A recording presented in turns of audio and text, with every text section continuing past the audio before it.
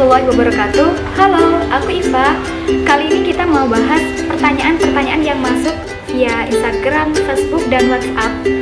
Dan Iva akan bacakan pertanyaan yang mewakili pertanyaan seluruh teman-teman, yakni gimana sih Kak cara munculin ide dalam tulisan, atau ketika nulis nggak ada ide, dan gimana mencari ide dalam kepenulisan atau dalam menulis. Nah, kebanyakan teman-teman itu pasti sulitnya di ide. Ketika ada di depan laptop, sudah siap nulis, ternyata idenya kosong. Dan Iva akan bahas di video ini bagaimana memunculkan ide dalam menulis. Ini Iva akan memberikan 3 tips untuk memunculkan ide bagi teman-teman yang ingin menulis. Menulis dengan cerita. Cerita yang Iva maksud adalah kita mengambil value dari cerita yang kita sampaikan. Misalkan kita memberikan pemaparan tentang cerita Kancil dan teman-temannya. Kerakusan Kancil membuat ia berpisah dengan teman-temannya, membuat ia dijauhi dengan teman-temannya. Dan dari kisah ini, kita seolah-olah menjadi tokoh, entah itu Kancil, entah kita menjadi tokoh dari teman Kancil yang benar-benar menguras emosi kita untuk menulis.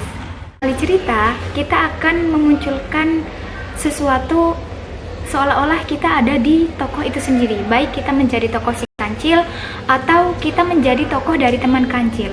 Hal ini kenapa menjadi rekomendasi kepada teman-teman, karena dengan cerita kita menguras emosi, kita seolah-olah menjadi tokoh yang kita maksudkan atau yang kita ceritakan.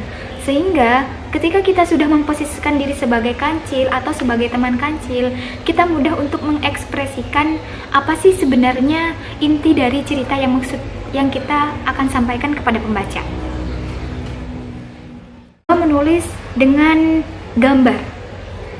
Dan kita mungkin bisa membedakan antara tulisan ketika kita menulis dengan tidak menggunakan gambar atau ketika kita menulis dengan menggunakan gambar. Nah, dengan menggunakan gambar misalkan, atau kita melihat gambar, kita akan, atau imajinasi kita akan bergerak, sehingga hal itu membuat kita tergerak untuk menulis. Misal kita melihat gambar perempuan cantik dengan tidak melihat gambar, mungkin kita akan kekurangan ide ketika kita tidak melihat gambar. Tapi berbeda halnya dengan kita ketika menulis melihat gambar atau memvisualisasikan sesuatu. Kenapa?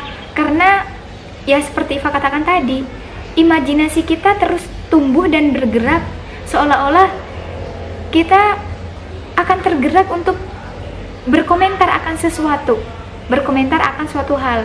Mungkin ini bisa juga menjadi alasan dari teman-teman kenapa harus dengan gambar. Kita melihat sekarang ada Facebook, ada Instagram, ada Twitter. Mungkin kita akan berkomentar kalau itu ada gambarnya, kalau itu adalah gambar.